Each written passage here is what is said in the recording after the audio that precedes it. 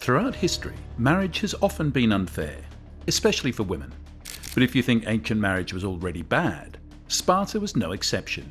It was just bad in a completely different way. Forget love and romance. Spartan marriage was a duty to the state. Every step, from birth to wedding night, was planned not for happiness, but for strength. Husband and wives didn't belong to each other, they belonged to Sparta. And when love becomes law, what's left of freedom? Some might say it created the most fearless warriors in history. Others might call it one of the most chilling social experiments ever designed. In this story, you'll see how even marriage served the army and how the search for perfect soldiers twisted ordinary life into something unrecognizable. This is the world of Sparta, a place where devotion was measured in blood, obedience, and silence. This is the story of what Spartan marriage was really like, and why it's worse than you think. In ancient Sparta, life began not with a mother's lullaby, but with the judgment of the state. From the moment a child was born, that small body was no longer a private matter. It belonged to Sparta. Every newborn was inspected by a council of elders who decided whether the baby was strong enough to serve the city. If the child was healthy, the father was told to raise it. If not, the baby was carried to a rugged cliff on Mount Taygetus and left there to die. It was called apothetae, and to the Spartans it was duty. Weakness, they believed, threatened everyone. This practice wasn't limited to boys. Spartan girls were valued too because the state wanted strong women who could give birth to strong soldiers. A weak mother, they thought, would bring weak sons into the world, so even the life of a baby girl was judged by her potential to serve the army through her future children. For Spartans, the purpose of life was not personal happiness, but the strength of the community. From the age of 7, every boy was taken from his family and placed in an Harpagē, Sparta's military training system. There, boys learned obedience, endurance, and combat. They marched barefoot, slept on reeds, and were fed just enough to survive. They were taught to steal food without getting caught, not for fun, but to learn cunning and discipline. Everything was designed to build warriors who feared neither hunger nor death. Spartan girls also trained, but in a different way. While boys learned to fight, girls learned to race, wrestle, and throw the javelin.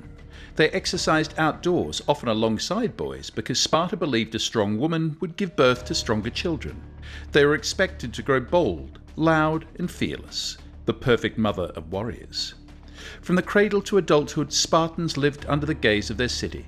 Every breath, every step, every lesson was for the state. Imagine growing up in a world where your body, your choices, even your children, belong not to you but to your country. And if childhood in Sparta was this controlled, this cold, and this terrifying, just imagine what marriage must have been like. Let's just say many Spartan women feared their wedding night, and soon you'll see exactly why. In ancient Sparta, marriage was not a celebration of love or choice. It was a carefully controlled ritual, designed by the state to serve one purpose: to produce stronger citizens. What we might call a wedding, they would see as a duty. And the ceremony itself? It was unlike anything else in Greece. When the time came for a woman to marry, her transformation began in the most unsettling way. Her long hair, a symbol of beauty and femininity across the Greek world, was cut short. Sometimes it was shaved entirely. It was meant to make her look less like a bride and more like a young man. Afterwards, she was dressed in a man's cloak and sandals. Can you even imagine a young woman stripped of her familiar appearance, made to resemble the soldiers who ruled her city? Once dressed, she was taken to a small, dark room. There were no guests, no music, and no feast. No father walked her down the aisle, and no priest blessed the union. Instead, she waited alone. The room was unlit, and she was told to lie down on a straw mat or a simple bed. There she waited for her new husband, a man she might barely know, often older than her, trained for war more than affection. That night he came quietly from the military barracks. Spartan men did not live at home until the age of 30. Even married, they spent their nights with their fellow soldiers. So when a man wanted to see his wife, he had to sneak away under the cover of darkness, moving through the streets as if on a secret mission. When he reached her, he was expected to capture her. It was a symbolic act, a part of what they called Harpagē, a ritual abduction. It reflected the Spartans' harsh view of life, that even marriage had to feel like a conquest. There was no warmth or conversation that night. The encounter was brief and hidden. When it was over, the husband quietly returned to his barracks before sunrise, leaving his new wife alone again. The next day, he trained, ate and slept as if nothing had changed. Days or weeks might pass before he visited again. They would meet in the dark each time, and no one was supposed to see them together. But you might wonder why Sparta made marriage this way. The answer reveals how deeply the state controlled its citizens. Spartans believed that desire grew from distance. They thought that couples who saw each other rarely would feel stronger passion when they finally met, and that this passion would create healthier, more powerful children.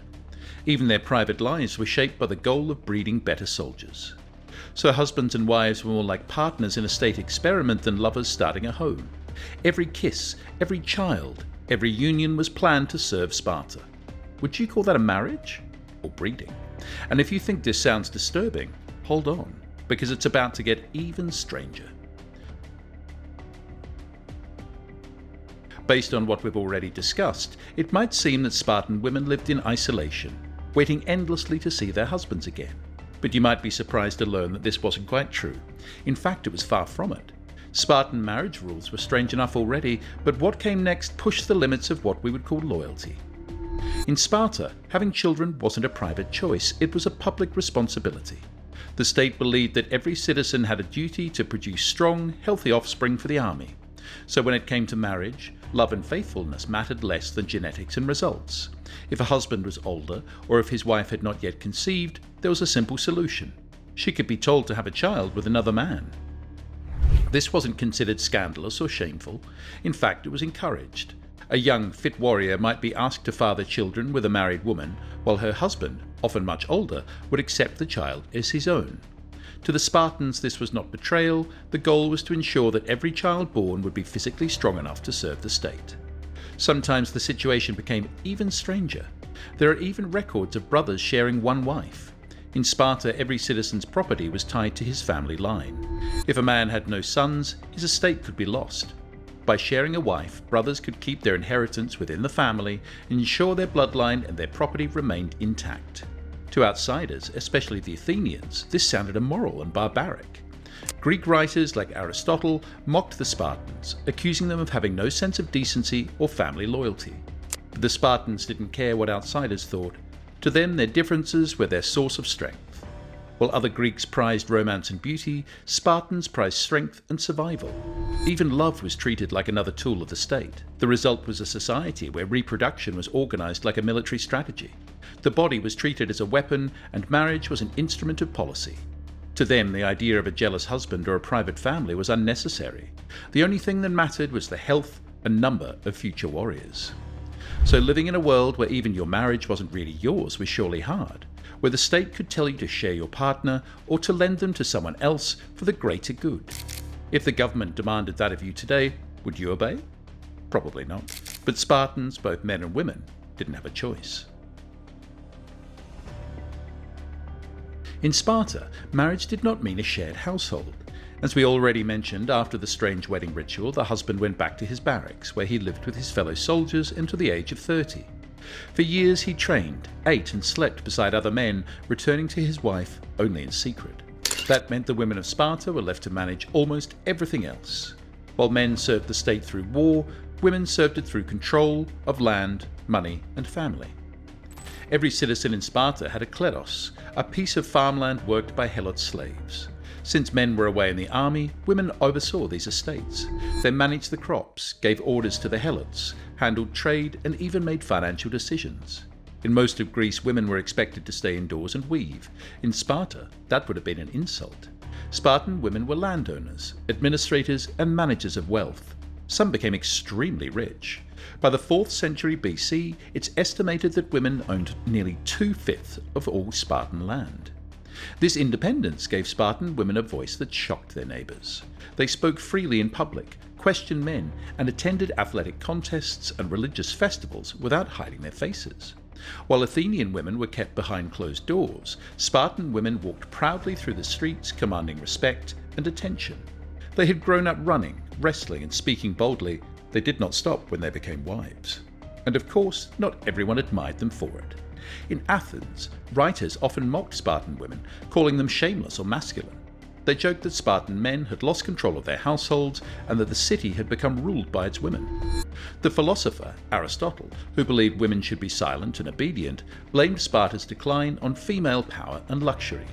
He claimed that Spartan women loved wealth too much and that their influence had weakened the state. When outsiders questioned why Spartan women spoke so freely and commanded so much authority, Queen Gorgo, wife of King Leonidas, gave an answer that still echoes through history. She said, "Because only Spartan women give birth to men." But behind that pride was an irony that many overlook. For all their independence, Spartan women still lived their lives for the state's purpose. Their education, their strength, and even their freedom existed to serve one goal: to produce and raise the next generation of soldiers. They ruled their homes, but not their destinies. Their power was real, yet it was built entirely on servitude to Sparta's needs. Spartan women raised children alone, managed estates alone, and faced the constant fear of losing their sons in war. When a Spartan mother handed her son his shield, she famously told him, "Come back with it or on it." That meant he must return victorious or be carried home dead. To them, courage was expected, but let's look more closely at what that really meant and what kind of world could teach a mother to say something like that. In Sparta, motherhood wasn't just about love or care. As you can guess, it was about duty to the state. From the moment a child was born, it was not the family that decided its fate. Remember how the weak baby would be abandoned to die from cold or hunger? Well, what makes this even more chilling is that mothers accepted it. They didn't fight it. They believed it was right. The Spartan system had convinced them that the life of one weak child was worth less than the strength of the city. They had been trained since girlhood to think this way, to see themselves as tools of Sparta's survival, not as individuals with feelings or choices. Once a child passed inspection, it was cared for by nurses who were famously strict. They didn't use swaddling clothes or lullabies. Spartan nurses taught babies not to fear the dark, not to cry, and not to be fussy about food. If a baby cried too much, it wasn't comforted, but ignored. This was how strength began, even in the cradle. At the age of 7, boys were taken away from home and placed in the Harpagē, the state's military school. There they learned endurance, obedience, and silence. Their mothers didn't protest. In fact, they were proud. They believed that raising a warrior was their highest honor. But think about that for a moment. These women had been so deeply shaped by Spartan ideology that they couldn't let go of their children without tears. In their eyes, a son didn't belong to them, he belonged to Sparta. As the boys trained to fight and die, their mothers prepared to lose them. A Spartan woman's value was measured by her son's bravery. If he died in battle, she was praised. If he ran away, she was shamed. To us, that seems heartbreaking. To them, it was normal. So when a mother handed her son his shield and told him to return with it or on it, she meant it. Not because she was cruel, but because she had been taught that loving her city mattered more than loving her child. It wasn't her own voice, it was Sparta's speaking through her. What do you think? Was this love or loyalty turned into cruelty? As centuries passed, the system that had once made Sparta powerful began to collapse from within. What was designed to create strength slowly drained the city of life. By trying to control every part of its citizens' existence, Sparta built a society that could fight, but not survive. The same laws that were meant to protect the city ended up destroying it. Spartan marriage was one of the main reasons for this decline. Because men were forced to live in barracks until the age of 30, they married late and had fewer children. When they did marry, the secret nighttime visits and long separations did not encourage large families. Some historians believe that this unusual system, along with the state's obsession with physical perfection, caused the number of Spartan citizens to shrink drastically. By the 4th century BC, there were fewer than 2,000 full citizens left. The race of warriors that had once terrified all of Greece was slowly disappearing. The Spartan idea of marriage, one designed for breeding rather than affection, had long-term consequences. It left little room for tenderness, loyalty, or stability. Couples did not grow together. They met in darkness, bound by duty instead of emotion. Children were raised by the state, not by parents. Husbands and wives lived apart for years. In the end, this cold and mechanical version of family life damaged the very thing it was supposed to strengthen: the population itself. When everything was built around military perfection, there was no space left for love, for comfort, or for the simple joy of raising a family. Living only for war meant forgetting how to live as people. A society that treated love like strategy and childbirth like policy could not sustain itself forever. Sparta created warriors without peace, families without closeness, and mothers without comfort. The city that tried to breed perfection bred extinction instead. It's hard not to wonder, was the strength they worshipped ever real strength at all? Or was it only the illusion of power hiding a deep emptiness underneath? So if you lived in Sparta, would you have accepted a world where love, marriage, and even childbirth were ruled by the state? Or would you have risked everything to live freely, even if that meant defying your city? Tell me what you think. Would you survive in a society like Sparta, or would you rebel against it? I'd love to hear your thoughts in the comments below. If you enjoyed uncovering the darker side of ancient history, don't forget to subscribe and turn on notifications, because next time we're diving even deeper into the strange and hidden truths of the ancient world.